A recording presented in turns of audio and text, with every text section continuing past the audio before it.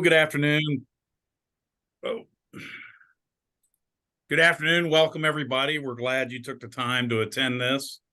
My name's Charlie Levitt, and I am the executive director at Metro Relief. We're located in the colony, and I just wanted to recognize each panelist. Is everybody here? Uh, I'm here. Well, hello. I'm here. Hey, Why don't you tell us a little bit about yourself? my name is Carla Boyd. I've been, I was homeless for over 25 years in the streets of Dallas. Uh, a lot of things happened out there, uh, mentally, physically, and emotionally. I was stumped on, spit on, and had to fight every day. And I was mentally ill, didn't know I was suffering from PTS and depression because I didn't have the tools or someone to direct me to what was going on with me. Um, in 2009, I ended up at the Friends of the Family because I was also being abused, by not just men, but women too. And, they led me to a program called the Connections. And the Connections program merged with affordable housing. And I haven't looked back since. These two programs have helped me tremendously. And, the only way is up now. I'm doing pretty good in my life. So Well, thank you so much for being here today to share your strength and hope. thank you. We look forward to the discussion. Is Kevin or Rebecca here? I'm here. Hello, Rebecca. Hi. I'm Rebecca Shahady. My husband and I experienced homelessness in Denton for right at almost 5 years. And echoing what Carla said, it was definitely not an easy path or journey to endure. Lots of trauma and lots of just fighting to get back to some kind of normal is definitely common. And so I like her have that experience as well. I look forward to talking to you all guys. Well, thank you so much. So a little bit about me, I guess. My name's Charlie Levitt. I have never been homeless myself, but I started volunteering a long time. The first time I experienced homelessness was when I was about 13 years old, and my Aunt Sue had a mental breakdown, and she ended up being homeless for about 20 years. And the exciting thing about the whole story is a place like Metro Relief, or like one of the places we all know, helped her out, and she went through a whole bunch of stuff. And the last 12 years of her life, she lived in a housing experience that she got through somebody like what we do, or one of us does. And she was successful. She was never a drug addict. It was always just some mental health she needed help with. And from there, I always volunteered. And then I guess be careful what you pray for, because I always asked that always thought that I wanted to do this. And I've been doing this full time for about 5 years. And I enjoy what I do. It is tough, but it's nice to be around all of you, because together we're better. Yes.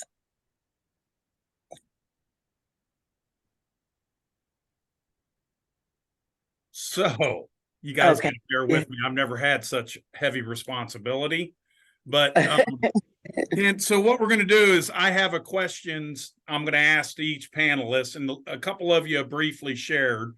But the first question, briefly tell us your own story of being unhoused. Maybe go a little bit deeper. I'll give you about 7-10 minutes. Feel free to go first, whoever's ready, and take your time. Okay, I'll Rebecca? start. Oh, Oh, there you I'm gonna go. say You go either ahead. one. I was waiting on you, Rebecca. Okay, Well, I'll I'll go, start. girl. If you want me to, I'll go. Okay, you can go first. You can go Okay. first. Okay. So I write my stuff down because I go off onto random trains of thought and I don't want to get lost. So bear with me. I wrote this down so that I could stay on track and give you the best snapshot of what my experience was. So like many, I was just a paycheck away from being homeless. You know, I was living, you know, on a very tight budget. We thought rent was high then. It's definitely a lot higher now, but it felt high then. So after a long struggle with PTSD, I couldn't hold a steady work schedule. I ended up living between my car and storage unit with my now husband, Rob. We met at the Monsignor King Outreach Center. Okay. After losing my vehicle, we traveled around by foot and bicycle and lived in the woods in an encampment. I was grateful to have him accompany me because it's not a place for anyone to be alone, much less a female. It was very scary. For nearly 5 years, we faced many hardships, violence, illness, theft, hunger, addiction, and the list just goes on, right? So lacking identification was a huge barrier for us. That alongside active addiction, we were just in a cycle that we couldn't break free from, much less to be able to be clean enough and presentable for work. So after experiencing a traumatic event, my husband was incarcerated and I was alone out there, which was terrifying. But it forced me to do what I knew I needed to do a long time before, which was to, you know, heal. And so I looked I just looked towards a familiar face, which was outreach officer Scott Butler. He was with the Denton Police Department at that time. And for 5 years, he tried so hard to get us to leave our lifestyle of addiction, to leave our lifestyle of homelessness, and to come back, you know, into society. So whenever I approached him, he was more than willing to help me get that ID. He even held my critical documents for me in his glove box so that they didn't get stolen or, you know, weather damaged or anything like that. But more importantly, he came and he checked on me, whether it was cold, hot, wet, dry, snowing, thunderstorms. He was there to encourage me to get sober. He was there to encourage me to reconnect with my family. And he had to tell me that over and over for it to sink in. But I did. It was super hard and took a lot of humility and accountability that I was very not ready for, but I needed to be ready for, because sobriety's hard. You know, earning back trust is hard. Realizing who you became to survive was super hard. And so it wasn't an overnight thing. It took me a year to get out. I'm going to say that one more time because people think it's just getting a job. It took me 1 full year to get out of homelessness because it's not a quick or easy process. I had lots and lots of barriers I had to overcome. And then I got the word that my husband was going to be released from prison. So he needed an address, right, to parole out to. And I was sleeping on the living room floor of my sister's teensy weensy apartment. And it was a tight fit, and I'd gone through many, many jobs because it was really, really hard to work in a society that looked down on you for so long. You know what I mean? It was, you were invisible, and it wasn't something that was easy to explain on a resume why I had a 5-year gap. And so luckily we were able to take advantage of some of those COVID-19 dollars that swept Denton County.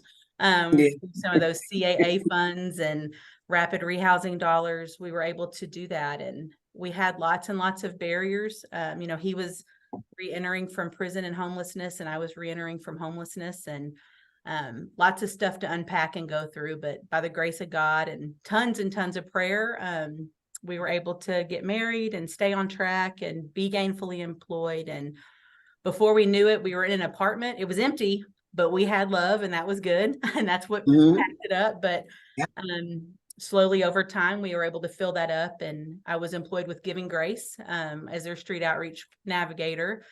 And I really liked walking alongside people, showing them the resources that I used to come out of the situation I was in, and able Mhm. it gave my story purpose. It wasn't something I had to hide or not talk about. It was something I was able to pour into people as like this beacon of hope that like you can get out. And so after that, I moved forward to being a case manager with permanent supportive housing. It was fun, but it was a challenge because it was the same people I experienced homeless and addiction with. And so it's tough for people who have experienced that lifestyle with you to see you outside of that. And so I made the decision to move forward to where I am now with Christian Community Action in Louisville, which I love. And I see lots of my people on here, and I'm super excited to see their support. But now I'm a case manager, and I help people on their restorative path of their journey through life skills classes and just showing them how to thrive outside of crisis. And it's really amazing. I work with some really great human beings. They really pour into my growth and education. So I'm really excited about that. And I guess I never thought I'd ever be grateful for our experience that we went through with being homeless and addicts, but I am. It was an experience that gave me a perspective to connect with clients on a level of like genuine understanding, and it helps to know that you wore the same shoes that they're in and that you know the way out. And it's just it's been really cool. And along the way I've had so much support from many people on this call over all different kinds of agencies, and that really just want to see you thrive. And that's something I think that we need more of, is for people to allow these folks to show up as who they are today versus who they've been. And so I'm grateful for that. I have, a community around me that allows me to show up as who I am today, which is sober and successfully housed and super confident that my story matters. So I'm grateful. Super grateful. Oh, that's wonderful, Rebecca. So it only, to me, a year is really quick. Yeah. So God is good. Yes, Did you have to utilize if I can, a voucher system or anything? So we went from CAA hotels through the United Way and Giving Grace, or Giving Hope back then. I would say we're given something, but and then after that I went through rapid rehousing. Yeah. So you did get a voucher through them, be able to use it? Explain what you mean by voucher. Like a housing voucher. Were you able to use rapid rehousing to get your first place? Yes, sir. Oh, that's wonderful, because I do a lot of work in Denton, a little bit of Denton, but more in Dallas, and there's more availability, quote unquote. And so that 1 year is wonderful. And how you said vital documents. Yeah. How important the vital documents are. Yes. And it's amazing how you have to not be who you were, but you mentioned about not leaning on who you used to be, but who you are.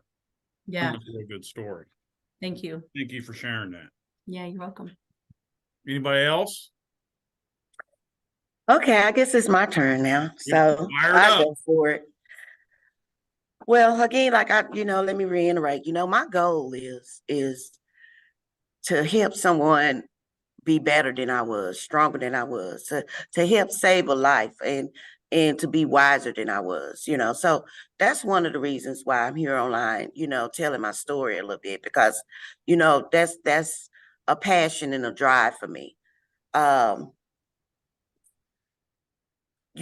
experienced a home invasion when I was 12, 13 years old, where, the guy had a knife at my throat, and that was a horrific event for me.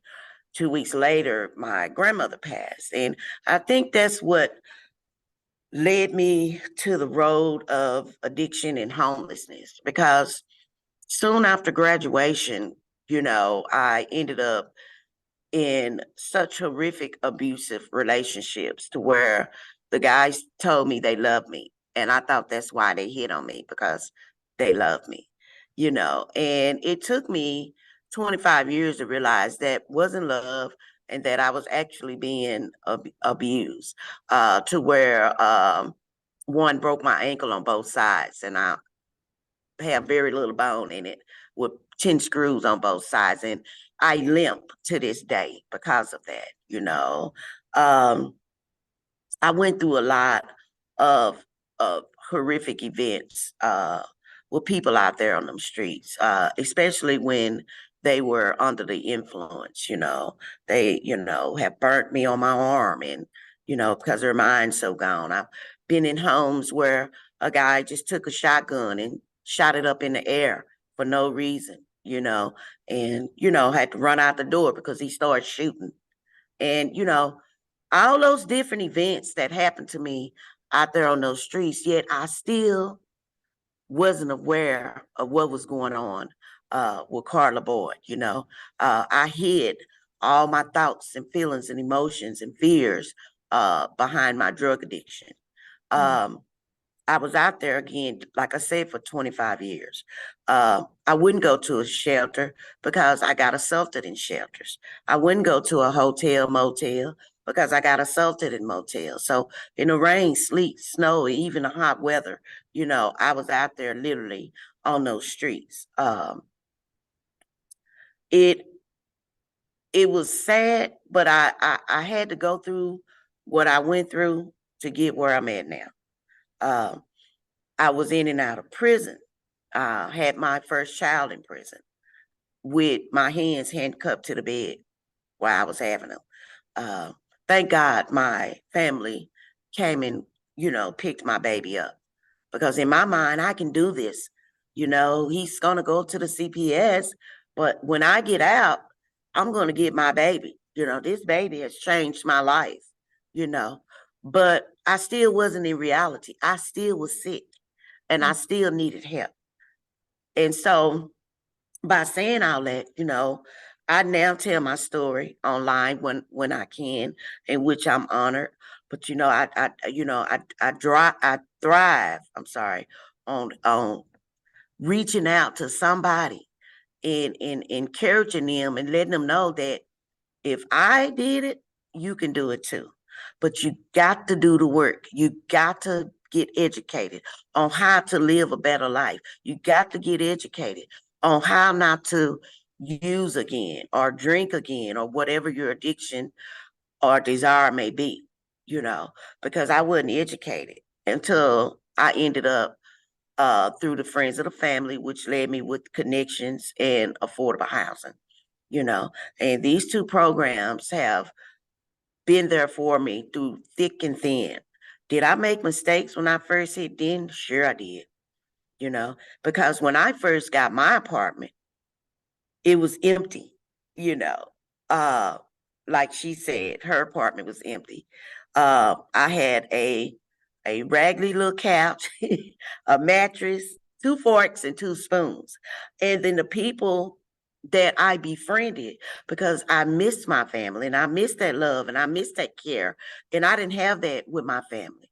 And I was right around the corner from my family in Dallas when I was homeless, but I refused to let them see me like that, you know.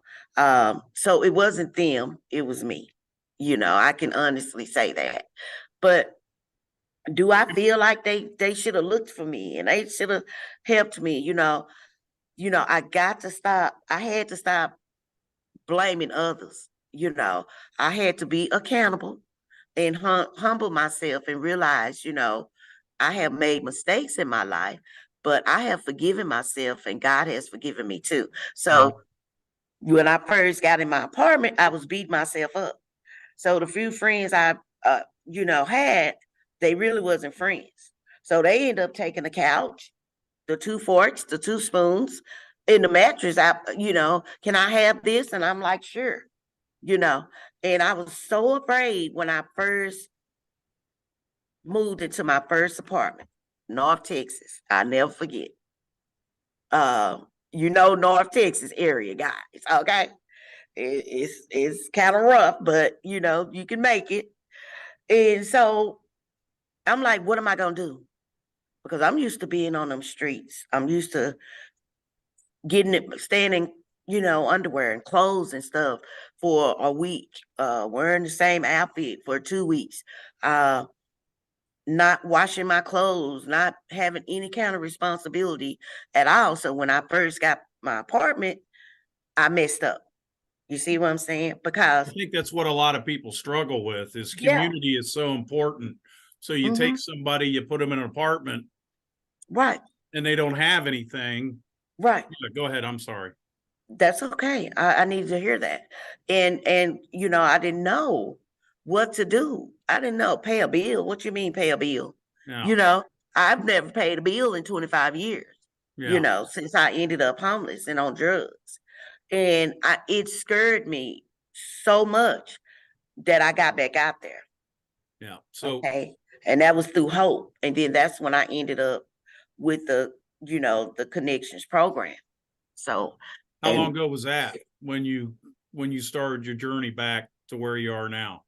Truly start. what, 15 years ago, Oh, that's 2009. So yeah. I've been clean about 15 years now. Praise the If Lord. That's if I'm strong. doing the math right. And Yeah. it's I wrote, only through the grace of God. Congratulations. yeah. Hey, Congratulations. thank you. You know, You too. Thank you. I wrote down, the home invasion and trauma when you were little, and you have a lot. Everybody has a lot, but I mean, I wrote down as you were talking, you went from victim to victory, Mm-hmm. and Yeah. and because you were that invasion and all that happened, Mm-hmm. is That some triggered me. huge Yeah. trauma. God is good, All the time. And I but had a lot of fear. Yeah. but Which the is false challenge, evidence appearing real. yeah, yeah, or future events appearing real. Yeah. So See, I needed to hear that. Yeah. yeah, so we think that housing first is the deal, but really it's community first. If you look at, I think it's the state of Mississippi has the worst poverty level, but the least homelessness in the country. And they Wow. attribute it to community.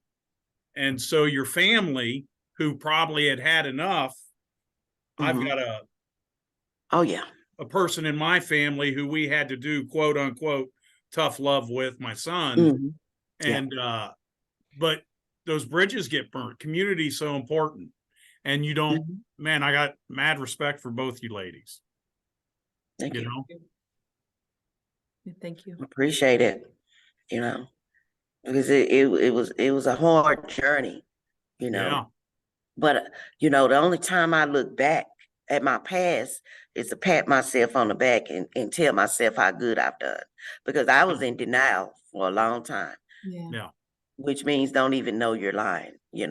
Don't know I am lying. So I just, I say little quotes like that, guys. I try to I throw a love little it. humor in it, but it's rough. And still to this day, is everything peachy creamy and everything's fine? No, I still got to do the work every day. I still got to look for the red flags. I still got to realize when I'm at a halt, HALT, hungry, angry, lonely, or tired.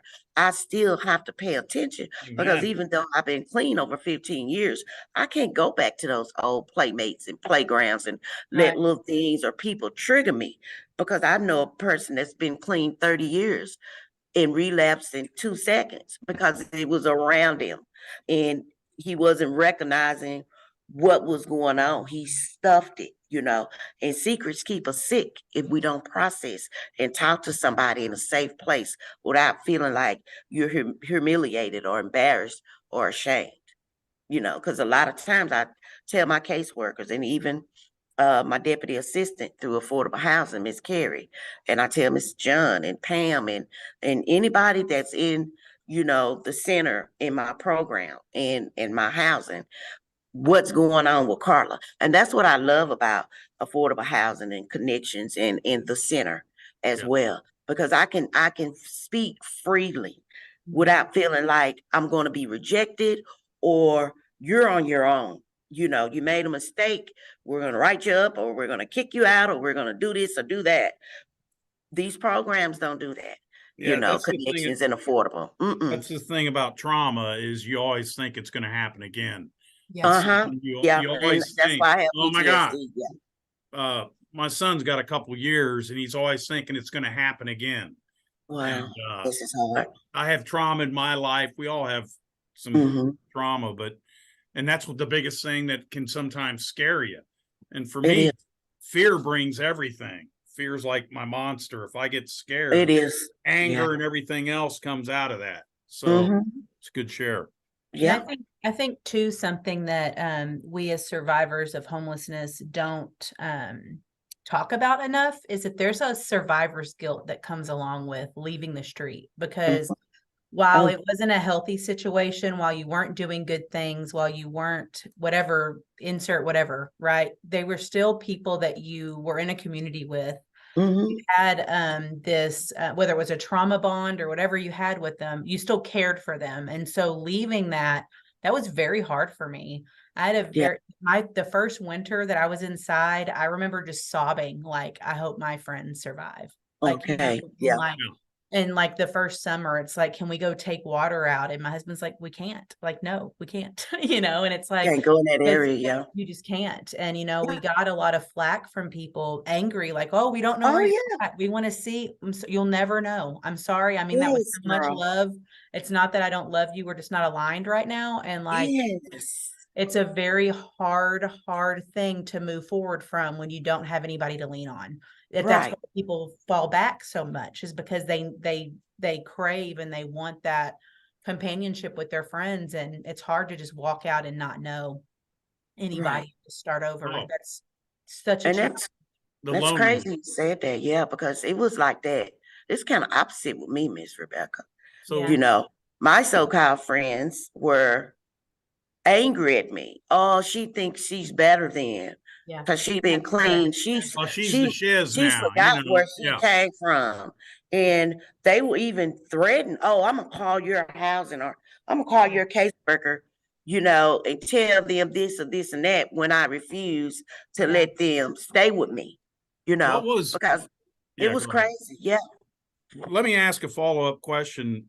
And if anybody else has any questions, please feel free. But what were Rebecca and Carla, what were maybe a couple of the biggest barriers for either one of you as you went through this? And I'm talking, when you get close or whenever, what were some barriers? Well, I got in my own way the most. Me. Mhm. I was the biggest barrier for myself. Because I didn't want to admit all the hurt that I'd caused, all the pain that I'd caused my family. It wasn't easy for my family to just drive by me when they saw me walking on the street. You know No, what I it's the mean? hardest Me thing you'll too. ever Me have to too. do. And so it's like I think myself, like, not thinking that, it's like, no, you've gone too far. Like, there's no way you can make this good again, ever. And then, after you're out there so long, speaking from my own experiences, I was just so addicted that I couldn't imagine my life without using. I couldn't, Right. because then I had to feel my feelings, and I had to Mhm. come to terms with things that I was shoving deeper and deeper and deeper down. And That's right. it just took the guts of Officer Butler to say, hey, like, get over it. It's not about you, and like, Right. and to say, like, hey, they deserve that. Reconciliation, and you need it. Like, it was definitely a win-win after it happened, but looking at it was very scary. And so, for me, and then of course, like, there's your random, or not random, but like your, practical barriers. Like, I didn't have ID. I didn't have a way to get clean enough to want to go to work. Like, it's hard to go to work smelling like a campfire in the same clothes you've had for a week. Exactly. And so it's just, it's so much harder to navigate when you're in your own way with that addiction and stuff. So Well, you're muted, mine. Charlie. You're muted. Who, me? There Yeah. you go. Hey, Carla. So thank you. Oh. It's hard for me to mute myself. I love to hear myself talk. Well, with Thank you me, for Carla. Yeah. Do you have a couple barriers before I throw it Andy's way? yes, guilt, was mine. And I still, struggle with that today. I feel like I want to save every homeless people in Denton. Yeah. every time I see him, my caseworker tell you I was on the phone with him and he heard me tell a guy, do you ready to get off these streets? Can I pray for you? Let me give you such number. Guilt, like Miss Rebecca was talking about, I still feel a lot of guilt. Self-care, I got to remember, hey, go get your feet and your nails done. Yeah. Because for a long time I felt like I didn't deserve that and I wasn't worthy of that. But I had to realize who I am, and I'm a child of God. That's And right. I bet not or won't let anxiety, fear, or guilt, get in my head again. I had to set that crown right back on my head because it was tilting a little bit. Self-worth was another barrier. I feel like I wasn't worthy of nothing. Even though God has blessed me tremendously, guys, and I yet still feel like that I don't deserve it sometimes because I was on them streets for so long. I feel like there was no way out and there was no other way to go. And still to this day, my family, including my kids, the relationship is not as tight as I thought it was. They still think I'm using. They still, think, oh, you're still the same old Carla. You're running mom's blood pressure up. Are you this or you that? And so I had to realize, and this was just recently, that I had to let my family and my kids, I had to give that to God because every day that stress was eating me up alive. Worrying about what they think and trying to pry my way into the family when they still won't let me in, for the most part. So that was my biggest barrier, guilt and self-care and feeling unworthy. Good And I'm news still is he's working got a on that tape. today. Yeah. Yeah. Huh? He's got a place set for us already. So that's the good news. But Yes. that is with my family member and in my own life. I mean, I was a drug addict. I've got about 30 years clean, but Good job. first time I ever smoked crack, I robbed a gas station. So that was Oh, wow. 35 years ago. That's, But yeah, that's what they'll do. Yeah. I never I ended up. did. I didn't rob a gas station, but I was crazy. Yeah, I'm Yeah. not proud of it, but Yeah. yeah, I thank you. The Mm. family is always, I always tell my staff, uh, the challenge with your family is they know where all your dead bodies are. Oh, Lord. So they know everything and they know so much. It's hard to reconcile that, but Mm-hmm. it can be reconciled if you're patient, but you can't force it. That's for sure. Yeah. And that's Good what I've fight. been doing. Good fight. We do have a question in the chat for whoever of you two would like to answer, or both. What, if any, role did shame play as a barrier to moving forward? Huge. Huge. Okay. I mean, huge. For me, it was huge. Shame and guilt kind of went hand in hand for me, because somebody asked you why you felt bad and you couldn't just tell them why you felt guilty or shameful, because then you felt even more shameful about feeling shameful. It was just this, it was big because you had to, that explanation was in everything. It was in your attempts to get work, through applying to jobs. Oh, why do you have this 5-year history gap in your work history? Or in going to get your ID, it was you had to explain why you don't have a proof of residency and have to Mm-hmm. navigate that. And it's just like every single step that you had to take, you had to explain and you had to explain and you had to explain. Mm-hmm. And it was like, man, is feeling this bad worth it? And so like Yeah. for me, I actually, it stopped me a lot. Like there was a couple of times where I would move forward and I would be like, no, thank you. And I'd step right back. And then Mm-hmm. I'd move forward a little bit more and I'd be like, it's not worth it. I'm going back, and Mm-hmm. I relapsed quite a few times before I finally found sobriety, Oh, because yeah. of that shame. And Me so too. for me, it was Of huge. course. Carlo, do you have anything to add to that? Yeah, basically what Rebecca said, the guilt and the shame stops me from getting educated. I want to go back to college, but yet I have a 74,000 bill allow my son to go, you know. So I'm afraid to step on some toes, and my sister, with my sister that raised him, uh to say, hey, look, I want to get educated more. I want more than just a high school diploma. You know, that's a barrier for me, you know, with the shame and the guilt, instead of going for saying, you know what, I'm still gonna apply.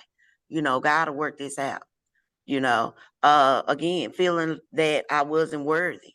I've tried to get assistance sometimes, like I said, even though, like I can speak for Miss Rebecca too, if I may, that we're in our place, and you know things are going, you know, well for the most part. There's still a lot of things for me personally that I have to undo. Still a lot of behaviors that I have to undo. You know, still some work that I need to do, and just trying to get assistance. You know, I feel no, I'm not going to try. They're going to reject me, you know, and that has happened recently. You know, they're going to reject me. And, you know, once I get rejected from one person or organization or trying to seek help somewhere, uh, that sets me back a little bit to where, you know what, I'm not going to even try, you know. But we got to realize, and I want to reach out to everybody that's listening, you know, and looking at this video, that, you know, we have to stop letting change get in our way. We know change is hard, but we can do it. And we need to go for it and trust in ourselves and trust in God, and that, you know, trust in the process, you know, that it's going to get better. Yes. I always tell my clients to look through their windshield and not their rearview mirror, because they're not going Mhm. that way. And Right, that's something exactly. I've had to train Right. myself on too, because I was in that mentality of, oh, they say you already said yes once, I don't want to be told no again. Right. Mm-hmm. But it gets better, and I'm so lucky. I have like a really, like I said, this community around me that's so willing to pour that into you, you know, and to pour that into myself. And that education piece is such a big part of that. I'm very blessed and lucky in that aspect of things. We do What, have another question in the good. chat. I think it's directed at you, Rebecca, but it's for both as well. How did you get to the point that you were ready to take accountability for your role in it? I remember you saying you were your biggest barrier. How did you break out of that mindset?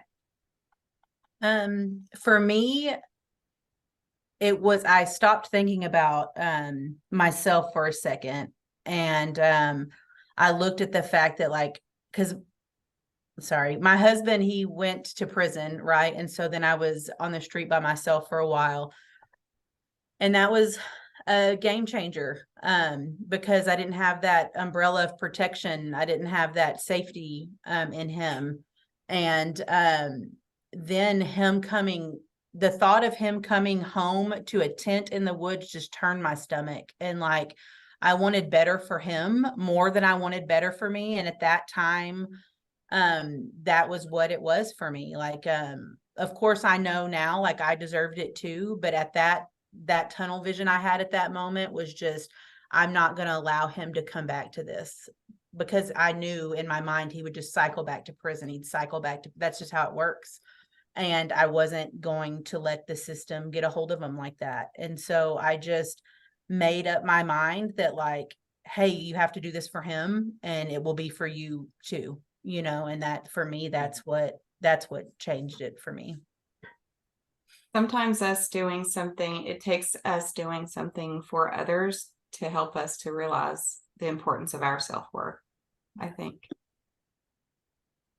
Well, for me, real quickly, I just, you know, you couldn't tell me that I was wrong. I will argue with you tooth and nail. Nope, I'm right. And I will manipulate you and make you think that the sky is purple when it's really blue. And that manipulation out there, and head games out there, a lot of times saved my life, especially when a man had a knife at my throat in the middle of the field and started disciplining me by jumping in his car, you know, trying to make some money to survive. with my addiction, with some kind of bag of chips or something that I needed at that time, and I literally talked this man out of slit my throat. Yet again, for the second time in my life. First time I was 12, 13 years old. Then I was in my 20s, late 20s, the second time. I was always talking people out of hurting me, you know.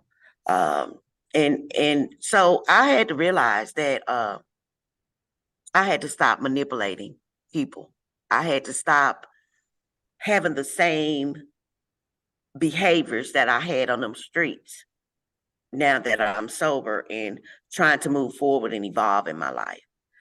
And that was hard for me because I had no clue who Carla Boyd was. Carla Boyd got lost when she was about 21 years old. A lot of it, came from that I was going to the Army and I was swearing in. Do you solemnly swear you're going to the United States Army? And I worked diligently for that ASVAB test and finally passed it. And I let my arm down and walked out. I almost went to jail for AWOL. But that was one of the goals that I wanted in my life that still bothers me and that I still regret today, that I didn't follow through with my goals. And so that's been a barrier for me too, not following up on the goals and the ambitions I have in my life. I tend to want to just sit right here and settle for what I have, but I don't have to settle for this. I can keep going. I can get that house. I can get that education. I can pray on my grandkids and my family and my friends, and I can go to more meetings and counseling and, express and process the grief from my dad and my two brothers, express the grief of not being able to use again because you grieve from that, you'd be like, wow, it's like you've lost something or someone, So, I can tell you all day long about different barriers, but we'll be here all day. So, but that's one of the main things, that guilt and realizing that I had to peel that onion back and get to the real core of what was going on with Carla, So that's basically what was stopping me. Because the onion ain't peeled all the way back. Took me 25 years, out there on them streets. It's going to take another 25 years to just get completely right and satisfied with myself. Yeah, when I peel my onion, I usually cry them darn Me tears. too. Right. Yeah. You know what I'm talking about? Yeah, but you're cleansing. You're cleansing that soul. I try not, yeah. Yeah. We do So- have another question in the chat there. Sorry, I don't mean to. No, please do. To take over there, Charlie. I just want to make sure we get those questions here. What supports helped you transition back into housing for both of you? This is kind of a soapbox for me because with all the love in my heart, I want to let y'all know that like case managers are very overworked. And so there wasn't a lot, if I'm being completely honest. As you're able to get a hold of your case manager or as you're able to get a hold of somebody who's working through the same program, a lot of the time it's just hoping you don't fall again and hoping you don't fall again. And right before you fall again, luckily somebody answers or something, right? But like, I really think that we need more peer support in our county for this reason, because people need somebody that they can call and relate to, and because little things that feel so simple for like an quote unquote ordinary housed person are huge feats for somebody who's re-entering society. Like I sabotaged myself all over the place. Like going to NA and AA, they tell you, own your story, own your recovery. Don't own it during a job interview. I'm telling y'all right now. Yeah, you won't even get hired. Like, so you just need that guidance. Yeah. You need that guidance and that alongsidedness. And I think that like re-entering from prison, they have like a re-entry system. And I think we need something similar to people who are re-entering society from homelessness, because There, it's more like a control, right? Everything's controlled in prison. You eat when they tell you to eat, you go to bed when they tell you to go to bed, etc. When you're homeless, it's the opposite. It's complete freedom to completely just continue to ruin everything that you have going for you, or just you don't have any boundaries. And so that needs just as much support re-entering back into society than, as prison does. And I think that we can stand to have some refinement in our processes for that. That is like Miss Carla was saying, she has that with the agencies that she works with, that she can mess up. And we need that. We need for people to be able to mess up, because you're not going to house somebody and then be miraculously poof healed. They're normal. They have no more problems. It's not like that. It's they're housed, and now the problems are likely to start arising because they don't know how to navigate. And so for me, it was kind of scary.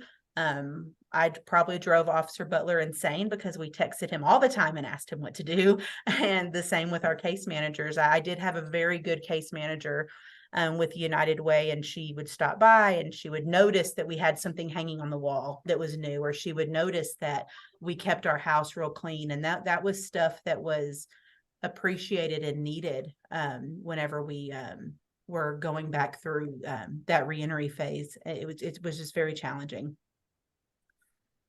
Megan, you have your hand raised. Yeah, I just think I wanted to say thank you guys so much for your stories and for the things that you've said and what you have shared, and being willing to do that. 'Cause it's not easy to talk about hard experiences with a group of people you don't really know, or maybe you know some, but not all.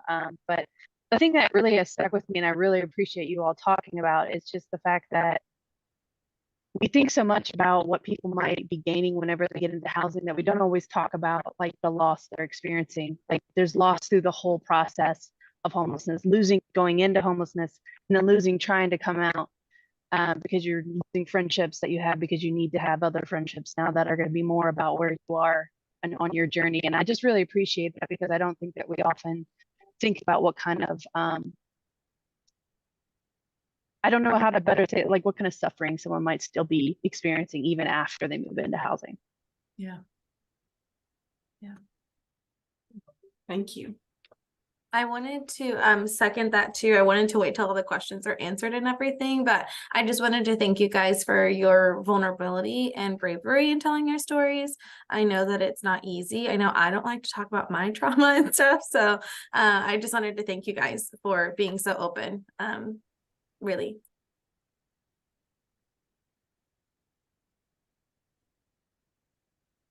Carly, do we have other questions left for the panelists? I'm sorry. Muted. Oh, okay. I don't think, yeah, there is. If anybody on the call, what do you think the community or the general public needs to know about homelessness? I was sitting in and I'm going to give you an example, because I was sitting in a group of people 2 weeks ago on a Tuesday night, and they all went to church and everything. And somebody looked at me, and they were completely honest. And they asked me if the homeless people were unionized. Oh, And, this was wow. a very comfortable person where they are in their life and everything. And they were completely straight faced. And I gave them a little bit of an education, but in the spheres of influence and the people we go around, when you get outside of your box, what do you find that the one thing that the general public needs to know about homelessness? What is the one thing that's on your heart when you meet a newbie, somebody that doesn't know anything? They're just people. Exactly. They're just people. They might be on a different walk. They might be broken in different places than you're broken. They might be broken in more places than you're broken, but at the end of the day, it's just one person talking to another person. Like if you take your titles and your labels and your, your influences or your, positions out of it, it's just one heart looking at another heart. And I think if we can keep it more understood that, like, yes, this person is clearly suffering, but like they're worth figuring out why and helping them get in the right direction. And somebody waited for 5 years and never stopped, just coming around, coming around, coming around. You know what I mean? And for 5 years, I was like, no, thank you, no, thank you. But then finally, I was like, yeah, yes, let's do it. You know, and so Amen. sometimes it's just, and it wasn't because he kept coming around, it was because I could trust him. There were lots of people who came around, lots of people who I always think- showed up, lots of people who brought water, but he was the one I trusted. And I think that's a huge deal. You have to have that relationship. Well, I told this group of people that I looked around the room and I said, well, no, homeless people aren't unionized. Yeah. And I said, they're no different from the people that attend your church, except they've run out of resources and family. Yeah. And so to me, it's just, yeah, that they're just a regular person that has, run out and needs help, and look them in the eyes. But anybody else? Yeah, I want to add to that. I just want people that's homeless to realize that there's somebody that was homeless just like them, and that was probably worse off than they was. And I want them to know that they are worthy. They are worth getting their life together. They're worth getting off drugs and alcohol or whatever they're on. And not to feel that they're going to be rejected. I want them to go for it. Keep going for it and going for it. Keep trusting in the process. If one organization or agency rejects you, try another one. Don't stop. Don't give up, because it's dangerous out there. And it's about living today and being happy and feeling free. So don't get afraid to do better in your life. I want whoever's listening to go for it.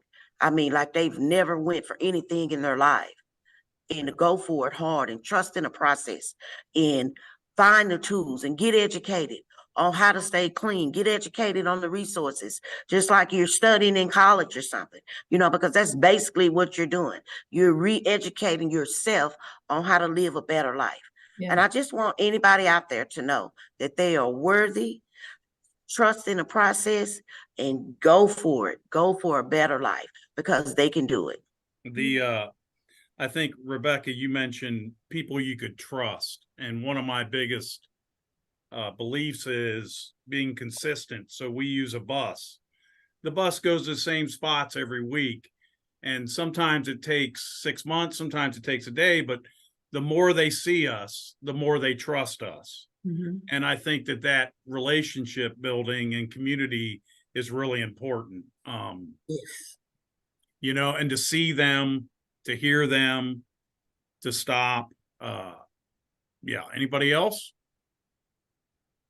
I want to kind of add on to, what Rebecca said. I've worked with the homeless population when I worked for MHMR. I worked really closely with them. And I think just kind of ending the stigma that, homeless people, I guess, I don't know if maybe I'm using the right verbiage, but I feel like some people who don't work in this realm might think that homeless people want to be homeless, or that they like actively chose homelessness. And I think it's really important to distinguish that there is no us and them. It's just like Rebecca said, like we're all just people. And Exactly. it's a lot easier to get into homelessness than it may seem. Some people are just a crisis away. I know even a lot of case managers that live paycheck to paycheck. So just kind of ending the stigma around homelessness and treating them with kindness and treating them like the people that they are, because it could just as easily be me or the person sitting next to me. So that's right. what I would say to somebody who's not in the field. It also seems like that for those of us that are not in the field, in the public, that want to help our life, that want to help, I guess to sum up kind of what I heard you say in the last few minutes, if we don't want people who are experiencing homelessness to give up on us, then we don't give up on them. It's not just you go out and say, hey, I can help you. And they're like, oh, great, let's do it. Mhm. It doesn't work Yeah. that way. So we need to understand it doesn't work that way. We just need to keep persevering. Yes. And I can add to that, Miss Mary. Hi, Miss Mary. How are Glad to you? meet you. It's been many a times real quickly that, I've sent homeless people, at the corner store or something like that, gave them numbers, to call, and particularly, with my program, I'm in Connections. And, it was this one homeless guy just a couple of days ago. I always try to give him $1 if I have it, and I said, are you ready to get off the streets? Let me pray for you. What can I do to help you right here at this very moment? And he was like, can you give me a couple of dollars to get a beer? I'm like, and it's like you said, it do not work that way, because he was still, was manipulated. That was his survival mode. That was the only way that he could survive. I used to be just like that, just like it. I don't want any money for food. I want money for something else, and I will be honest with these people. And most of the time I didn't get it, but sometimes they did and say, oh, thank you for being honest. But I refuse to enable, the sickness of drug addiction and alcoholism out there. If I can help, if it's safe for me to be around, I will do it, So yeah, like you just said, Miss Mary, it don't work that way. Hey, let me get you off the streets, because a lot of people don't want to be housed, and it's sad. I've known several people that has got into the program and sabotaged herself, like Miss Rebecca was talking about, and got kicked out. And I asked them why. The program's giving you 2 or 3 times. They've letting you back in and set you back on solid ground and got you back in this apartment. And he told me, he said, Carla, the camp is all I know. He said, I freaked out in that apartment. I did not know what to do. I feel comfortable, in my life living on the streets. So it's just a bittersweet.